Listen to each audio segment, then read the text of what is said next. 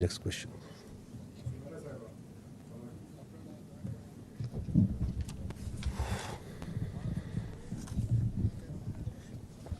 Thank you sir. Sumera Khan from Samaa television. Sir एक हमेशा आपकी प्रेस ब्रीफिंग्स के अंदर हम देखते हैं कि you have a lot of focus on curbing on illegal spectrum और इलीगल स्पेक्ट्रम, उसके साथ बॉर्डर मैनेजमेंट, ये आपकी ब्रीफिंग्स में काफ़ी इसके ऊपर आप डिस्कशन भी करते हैं। You try to explain all the things, मगर जो एक इमीडिएट रिएक्शन आता है उसके ऊपर जो कि बहुत सारे सवालात को जन्म देता है कि बॉर्डर पर तो फौज और एफसी है, फिर स्मगलिंग क्यों हो रही है? बॉर्डर पर जब फेंस लग चुकी है तो इन्फिल्ट्रेशन क्यों हो रही है? और ईरानी खाम तेल हो, ब्रांडेड सिगरेट्स हो, पेट्रोल हो, ड्रग्स हो, जो भी हो, तो अगर ये बॉर्डर से ही हो रहा है और इसका रास्ता इलीगल स्पेक्ट्रम के लिए खुल रहा है, तो फिर इसमें फ़ौज का, फेंस का क्या किरदार रह जाता है? मैं चाहूँगी इस पर भी आप अपना रद्द अमल दें और सबसे बड़ी चीज़ ये क्लियर कर दें कि इलीगल स्पेक्ट्रम से के हवाले से सबसे बड़ी मुखालफत आपको ख़ुद क्या लगता है किस जानिब से, किन क्वार्टर्स की जानिब से आ रही है? बहुत शुक्रिया। ठीक.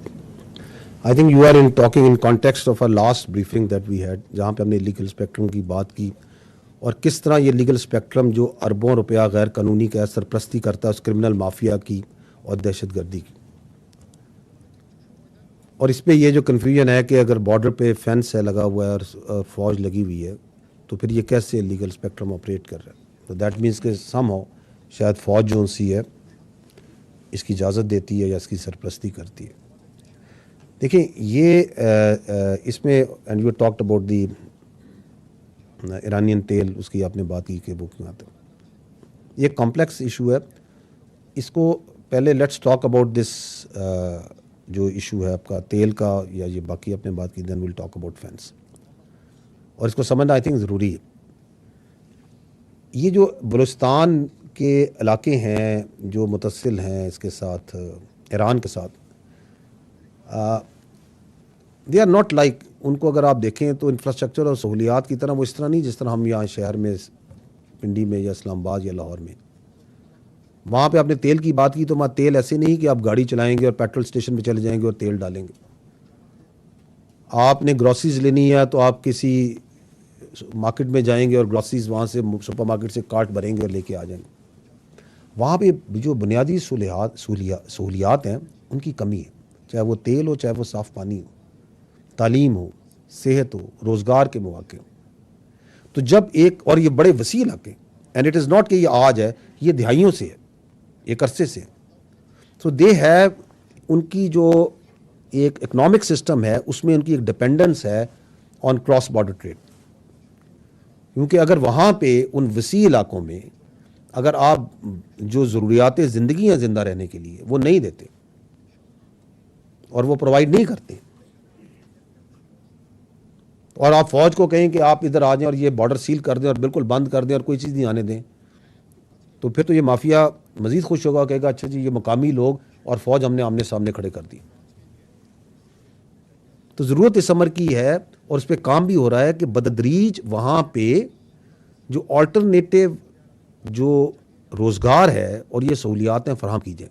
तो आपने देखा होगा, मैंने अपनी ब्रीफिंग में ही बात की कि चमन में जब ये वन डॉक्यूमेंट रजीम का इनकाद हुआ तो हुकूमत ने और फ़ौज के ताउन के साथ हुकूमत ने और फ़ौज ने मिलकर वहाँ पे एक वो मार्केट, ऑल्टरनेटिव मार्केट, मैंने बॉर्डर मार्केट की बात की कि 94 एकड़ बन रही है, यहाँ शॉप्स क्रिएट की जा रही हैं और फैसिलिटीज़ प्रोवाइड की जा रही हैं. अभी आपने देखा है कि ज़रमलान में जितना वहाँ 1000 एकड़ जो सी ज़मीन है उसे ज़ेर काश्त लाया जा रहा है. ये जो आपके मुतसिल इलाके हैं उन बहुत उधर कैपेसिटी है इन बॉर्डर एरियाज़ में एग्रीकल्चर की, जो आप, और उनके ऊपर भी बहुत से प्रोजेक्ट्स उनसे बलूचिस्तान की गवर्नमेंट के साथ मिलकर कंसीव किए जा रहे हैं, उन पर काम भी शुरू हो गए. तो we have to, the state has to provide first वहाँ पे बेसिक इंफ्रास्ट्रक्चर एंड ऑल्टरनेटिव जो आपकी एम्प्लॉयमेंट है, जो रोज़गार है मुतबादिल, और आप वो ना दें और कहें कि जी सब कुछ बंद कर दो. तो does it make any logic? और फिर जो ये भी आपको पता होना चाहिए कि जो वहाँ से चीज़ें आती हैं, मसलन ये तेल आता है, तो इसके जो परमिट है ये फौज तो नहीं जारी करती, ये आर्मी या एफसी तो नहीं जारी करती. आर्मी और एफसी तो एक कंसिस्टेंट कोशिश कर रही है कि ये जो इलीगल ट्रेड है इसको कम किया जाए. और आपने, अगर आप नंबर्स को देखें तो ये कहाँ 15-16 मिलियन लीटर योमिया से ये कितना कम होकर 5-6 मिलियन लीटर पे आ गया। ये फौज की, एफसी की, कानून नाफिज करने वाले, इंटेलिजेंस के, लेवीज की, इन सब की मुश्तरका कोशिश से ही हुआ है ना। So it is a problem जिसके ऊपर एफसी, इंटेलिजेंस, लॉ इन्फोर्समेंट, तमाम इदारे लगे हुए हैं, but it requires a long term solution, a sustainable solution, a people driven, a people centric solution. Now let's come to this idea of fence, क्योंकि एक बड़ी सिंपलिस्टिक थॉट है कि चूंकि ये फेंस लग गई है पाकिस्तान और अफगानिस्तान के दरमियान, इसलिए अब तो एक चीज़ यहाँ से वहाँ नहीं आ सकती, और अगर आ रही है तो इसमें यकीनन कोई फौज की या सिविल आर्म फोर्सेस की कोई ना कोई कनाइमेंस या उनका हिस्सा शामिल होगा। यही आप, I think this is what you are trying to say, this is the option. इसके लिए, इसको समझने के लिए मैं आपसे 2-4 मिनट ज़्यादा मैं भी ले लूँ इसको समझाने के लिए, but this is an important issue which we need to understand. देखें, पाकिस्तान का जो वेस्टर्न बॉर्डर है ये तकरीबन 3,500 किलोमीटर से ऊपर है। आई थिंक 3,560 किलोमीटर का ये बॉर्डर है। इसमें जो अफगानिस्तान का हिस्सा है वो 2600 आई थिंक कुछ किलोमीटर है, और जो ईरान के साथ हमारा है वो आई थिंक 950 किलोमीटर के करीब है। तो ये जो बॉर्डर है ये बड़ा एक टफ टेरेन है, जैसे हम कहते हैं ना, इट्स ए वेरी दुश्वार, और तवील भी है और दुश्वार भी। उस पर जब फेंस लगाई तो उस फेंस के लगाने से जो गैर कानूनी आमदोरफ्त है, नकलो हरकत है, यकीनन उसमें कमी भी आई, वो चैनलाइज भी हुई और उसके फ़ायदे हुए। लेकिन ये कहना कि अब ये फेंस चूँकि लग गई है और इस पर एक सिक्योरिटी लग गई है तो अब तो एक परिंदा भी दम नहीं इधर से मारेगा, तो ये इसका मतलब, तो that is not the correct understanding of the ground situation. और उसके कुछ फैक्टर्स हैं। पहली बात तो ये है कि दुनिया में कोई भी बॉर्डर वाटर टाइट कंट्रोल नहीं होता। आप मिसाल ले लें अमेरिका के और मेक्सिको के बॉर्डर की। अमेरिका के पास बहुत रिसोर्सेज हैं, चाहे वो इकनॉमिक हों, टेक्नोलॉजी के हों, सिक्योरिटी के हों, मिलिट्री के हों, लेकिन फिर भी जो अमेरिका का मेक्सिको के साथ बॉर्डर है उस पर गैर कानूनी नकलो हरकत और स्मगलिंग एक मुद्दा है या नहीं है।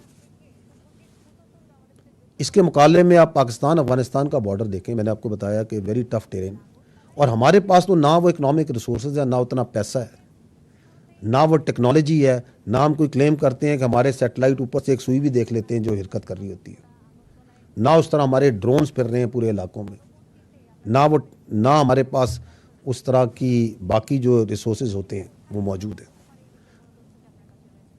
तो ये कहना कि हाँ जी चूँकि फेंस लग गई है अब कोई चीज़ इधर से पार जा रही है तो सरपरस्ती ये फ़ौज कर रही है, एफसी कर रही है, तो अमेरिका में क्यों नहीं उनकी आवाम कहती? इतने रिसोर्सेज हैं, सब कुछ है, तो ये नकलो हरकत हो रही है, वहाँ तो कोई नहीं ये बात कहता, क्योंकि वहाँ कोई झूठा प्रोपेगेंडा, इस तरह का फेक न्यूज़ प्रोपेगेंडा जो एक सिस्टमेटिक तरीके से किया जा रहा है वो उसकी ना इजाज़त देते ना वहाँ कोई करता है। दूसरा पॉइंट ये है कि ये जो बॉर्डर्स होते हैं दो मुल्कों में ये म्यूचुअली गार्डेड होते हैं। एक तरफा कोई मुल्क जो सा ना एक बॉर्डर को गार्ड नहीं करता, दोनों मुल्क मिलके ये इंश्योर करते हैं कि इधर से उधर स्मगलिंग नहीं होगी, गैर कानूनी नकलो हरकत नहीं होगी, मूवमेंट वीज़े पे होगी, और हर चीज़ जो सी एक तरतीब, कवानीन और कायदे के मुताबिक होगी। आप मुझे बता दें कि पाकिस्तान अफगानिस्तान के बॉर्डर में क्या ये दूसरी जो साइड है उसके पास ये विल आपको नज़र आती है? ये वन डॉक्यूमेंट रजीम वीज़ा हम इम्प्लीमेंट करते हैं, उधर से तो कोई विल नहीं है।